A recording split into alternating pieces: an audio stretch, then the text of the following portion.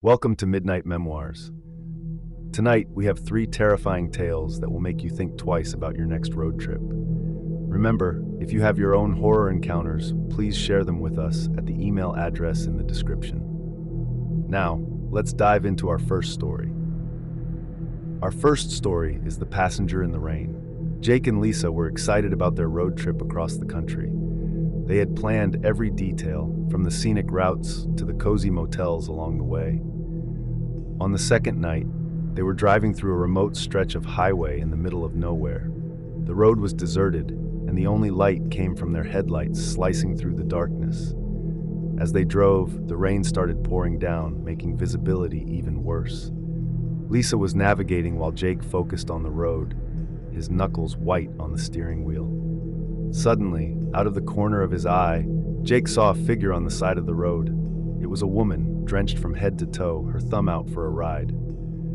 "Jake, stop, she needs help," Lisa said, her voice filled with concern. Jake was hesitant, but pulled over. The woman approached the car, her face hidden under a hood. Lisa rolled down her window slightly. "Do you need a ride?" she asked. "Yes, please," the woman replied, her voice soft and trembling. "I was in an accident. My car's in a ditch a few miles back." Lisa unlocked the door, and the woman climbed into the back seat, soaking wet. As they resumed their drive, Lisa tried to make conversation, but the woman remained mostly silent, her eyes fixed on the road ahead. An uneasy silence filled the car. Jake glanced at the woman in the rearview mirror, and for a brief moment, he thought he saw her eyes glowing faintly. He shook his head, blaming it on the poor lighting in his tired mind. A few miles down the road, the woman suddenly spoke. "You need to turn left up ahead," she said, her voice eerily calm. Jake and Lisa exchanged confused glances. "But there's no road there," Jake replied, glancing at the map. "Trust me," the woman insisted, her voice growing more intense. "Turn left." Jake's hands trembled as he followed her instructions. To their surprise, a narrow, unmarked dirt road appeared, leading into the dense forest. Jake hesitated, but the woman urged him on. They drove deeper into the forest, the car's tires struggling on the muddy path. The rain continued to pour, and the trees closed in around them, blocking out what little light there was. Jake's heart pounded in his chest. "Stop here," the woman commanded suddenly. Jake brought the car to a halt. The woman leaned forward, her face still obscured by the hood. "Thank you for the ride," she whispered, her voice barely audible over the rain. Without another word, she opened the door and stepped out into the darkness. Jake and Lisa watched as she vanished into the forest, her figure swallowed by the night. They waited for a few moments, hoping to see some sign of her destination, but there was nothing. "Let's get out of here," Lisa said, her voice shaking. Jake nodded and put the car in reverse, but the tires spun uselessly in the mud. They were stuck. Panic set in as they realized they were stranded in the middle of nowhere, with no cell service and no way to contact help. Just then, the car's engine died, and the headlights flickered out, plunging them into complete darkness. Lisa gripped Jake's arm. "What are we going to do?" Before Jake could answer, they heard footsteps approaching the car. The sound of wet shoes squelching in the mud grew louder and closer. Jake fumbled for the flashlight in the glove compartment, his hands shaking. When he finally managed to turn it on, he shone the beam outside. The light revealed the woman standing just a few feet away, her eyes glowing a menacing red. She smiled, revealing sharp, jagged teeth. "You should never have stopped," she hissed. Jake and Lisa screamed as the woman lunged at the car, her hands slamming against the windows. The glass cracked under the force of her blows. Jake desperately tried to restart the engine, but it wouldn't turn over. The woman continued her assault, her face twisted with rage. Jake grabbed Lisa's hand. "We have to run!" They scrambled out of the car and into the pouring rain, sprinting down the muddy path. The woman pursued them, her inhuman growls echoing through the forest. Branches tore at their clothes and faces as they ran, their fear propelling them forward. Suddenly, Lisa tripped over a root and fell, crying out in pain. Jake turned back to help her, but the woman was almost upon them. He lifted Lisa to her feet, and they continued to run, their breaths coming in ragged gasps. Just when they thought they couldn't run any further, they burst out of the forest and onto a paved road. A car was approaching, its headlights cutting through the darkness. They waved frantically, the car screeched to a halt. An elderly couple inside rolled down the window. "Are you kids okay?" the man asked. "Please help us," Jake begged. "There's something after us." The couple quickly ushered them into the car and sped off, leaving the forest and the terrifying woman behind. As they drove away, Jake and Lisa glanced back, but there was no sign of their pursuer. They never spoke of that night again, but they knew they had encountered something beyond comprehension, and they would never forget the glowing red eyes of the passenger in the rain. Our second story is The Abandoned Motel. Mike and Sarah were a young couple on a road trip, eager to explore the scenic back roads and small towns. They had been driving for hours when night fell, and they found themselves on a deserted stretch of highway surrounded by dense forest. The road was winding and narrow, with no signs of civilization in sight. As the clock struck midnight, the car's headlights illuminated a decrepit sign: Haven Motel, vacancy. Both weary from the long drive, they decided to stop for the night. They turned into the gravel driveway and approached the old building, its neon sign flickering weakly. The motel looked like it hadn't been maintained in decades. The paint was peeling, windows were boarded up, and the overall atmosphere was eerie. Mike parked the car, and they both hesitated before stepping out. The air was thick with an unsettling silence, broken only by the occasional rustle of leaves. They made their way to the reception area, where a single light bulb swung from the ceiling, casting long, sinister shadows. An old man sat behind the counter, his face obscured by the dim light. He looked up as they entered, his eyes reflecting a cold, unwelcoming stare. "Need a room for the night," Mike said, trying to keep his voice steady. The old man nodded slowly and handed them a rusty key without a word. "Room 7. Mike and Sarah thanked him and hurried to their room, eager to get out of the unsettling lobby. The room was no better. It smelled of mildew and decay, and the furniture was covered in a thick layer of dust. The bed looked like it hadn't been used in years, its mattress sagging in the middle. Mike and Sarah exchanged worried glances but decided to make the best of it. As they settled in, Sarah noticed a strange old painting on the wall. It depicted a dark, stormy night with a shadowy figure standing by the roadside. The figure's eyes seemed to follow her wherever she moved. Uneasy, she turned the painting to face the wall. They tried to sleep, but the atmosphere of the room made it impossible. Every creak and groan of the old building sounded like footsteps approaching their door.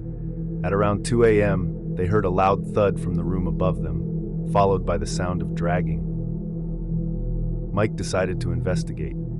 He grabbed a flashlight and cautiously stepped into the hallway, leaving Sarah behind. The corridor was long and dark, the walls lined with faded, peeling wallpaper. As he climbed the creaky stairs to the second floor, the noises grew louder. When he reached the top, he saw the door to room 13 slightly ajar, a faint light spilling out. He pushed the door open and froze.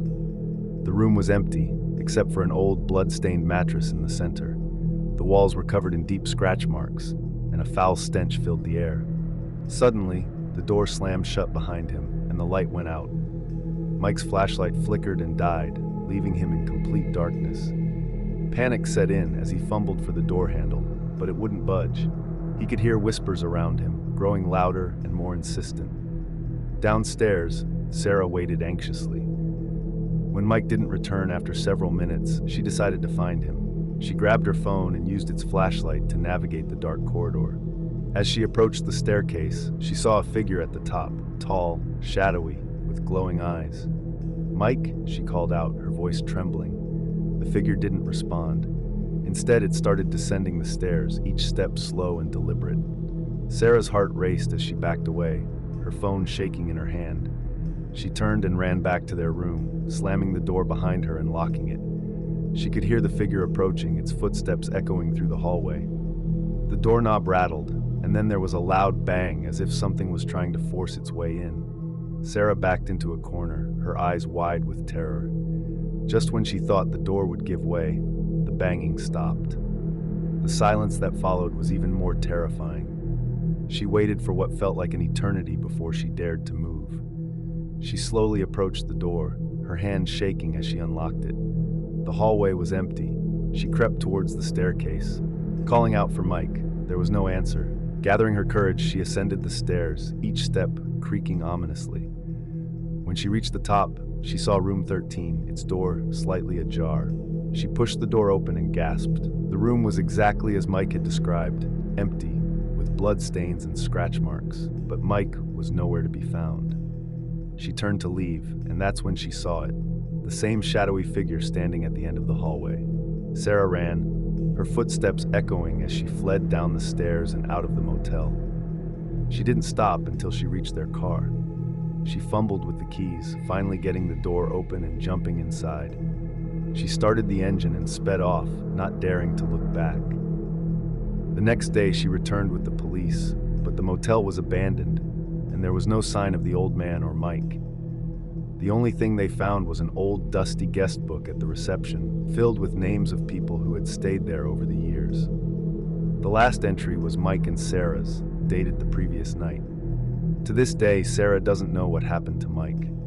The memory of that night haunts her, and she can still hear the whispers and see the shadowy figure in her nightmares. And she warns anyone who will listen, never stop at the Haven Motel. Our third story is The Vanishing Road. Tom and Jerry were best friends since childhood, and they decided to go on a road trip to relive their old memories and create new ones. Their route took them through a winding mountain road, far from any towns or cities. As the sun set, the air grew colder, and the dense forest on either side of the road seemed to close in on them. The moon was hidden behind thick clouds, and the road was eerily dark. Tom drove while Jerry fiddled with the radio, trying to find a station that wasn't filled with static. Suddenly, the radio crackled to life, playing an old, haunting melody. "That's weird," Jerry muttered. "I thought we were out of range." Tom shrugged. "Probably just picking up some distant signal. Let it play." The music added an unsettling ambience to the already creepy drive. They had been driving for hours without seeing another car or sign of civilization. Tom's grip on the steering wheel tightened as he navigated the sharp turns and steep inclines. Suddenly, the car's headlights illuminated a figure standing in the middle of the road. Tom slammed on the brakes, the tires screeching as they came to a halt just inches from the person. It was a woman, dressed in a long, tattered dress, her hair hanging limply over her face. Jerry rolled down the window. "Are you okay? Do you need help?" The woman slowly lifted her head, revealing pale, hollow eyes. "I need a ride," she said in a monotone voice. Tom and Jerry exchanged uneasy glances, but decided they couldn't leave her stranded in the middle of nowhere. They unlocked the back door, and the woman climbed in without another word. As they continued driving, the woman remained silent, staring straight ahead. The tension in the car was palpable. Jerry tried to engage the woman in conversation, but she ignored him completely. After a while, he gave up and slumped back in his seat, feeling a cold chill emanating from the back seat. "Tom, I don't like this," Jerry whispered. "She gives me the creeps." Tom nodded, his eyes fixed on the road. "We'll drop her off at the next town." But as they drove on, the road seemed to stretch endlessly, with no towns or turnoffs in sight.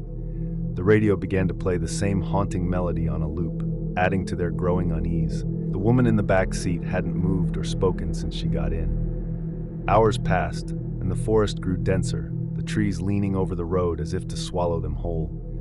The car's headlights flickered, casting eerie shadows on the twisted branches. Suddenly, the road ahead seemed to vanish, replaced by a thick, impenetrable fog. Tom slowed the car to a crawl, straining to see through the fog. The woman's voice suddenly broke the silence. "Turn here." Tom's heart raced as he glanced at Jerry, who nodded reluctantly. He turned the wheel, and the car veered onto a narrow dirt path that hadn't been there moments before. The fog closed in around them, and the car's headlights barely penetrated the thick white mist. The path twisted and turned, leading them deeper into the forest. Tom's knuckles were white on the steering wheel, his breath coming in shallow gasps. The radio continued to play the eerie melody, its volume increasing with every mile. "Where are we going?" Jerry asked, his voice trembling. "Just keep driving," the woman replied, her tone icy and emotionless. The path grew rougher, and the car jostled violently as it navigated the uneven terrain. Tom could feel the sweat trickling down his back, and he knew they were far from any help. Suddenly, the car lurched to a stop as it hit something solid. Tom and Jerry got out to investigate, finding a large fallen tree blocking their way. The fog swirled around them, making it hard to see more than a few feet in any direction. They turned to ask the woman what to do next, but she was gone. "Where did she go?" Jerry asked, panic rising in his voice. "I don't know," Tom replied, scanning the fog for any sign of her. "She was just here." They heard footsteps crunching on the gravel behind them and turned to see the woman standing a few feet away, her eyes glowing an unnatural green. She smiled, a cold, malevolent grin that sent shivers down their spines. "Thank you for the ride," she said, her voice echoing in the fog. "But this is where you get off." Before they could react, she lunged at them, her fingers elongating into sharp claws. Tom and Jerry stumbled backward, scrambling to get back into the car. The woman followed, her movements unnaturally fast and fluid. They managed to slam the doors shut just as she reached the car, her claws scraping against the windows with a horrible screeching sound. Tom turned the key, but the engine refused to start. The woman banged on the windows, her eyes glowing brighter with each strike. Jerry grabbed his phone and tried to call for help, but there was no signal. Desperation set in as they realized they were trapped. The woman continued her relentless assault, the glass cracking under the force of her blows. Just when it seemed the windows would shatter, the fog began to lift. The woman let out a piercing scream and vanished into the mist, leaving Tom and Jerry gasping for breath.